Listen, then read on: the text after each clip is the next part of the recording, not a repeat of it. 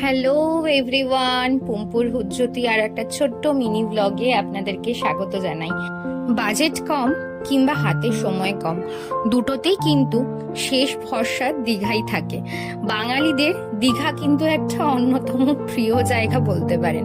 ভালো লাগুক বা না লাগুক, প্রত্যেকেই মোটামুটি দীঘা জীবনে অন্তত একবার যান।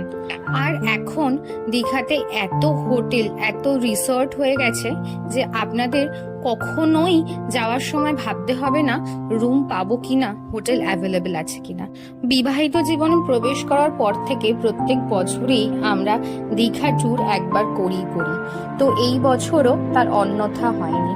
তো এইবার কিন্তু আমরা একটা অন্য রিসর্ট চুজ করেছিলাম দুটো দিন বিশ্রামে কাটানোর জন্য। আপনারা অবশ্যই কিন্তু ফলো করে রাখতে পারেন আমাকে পরবর্তী ভিডিওগুলো দেখার জন্য, যেখানে আমি এর সমস্ত ডিটেলস শেয়ার করব।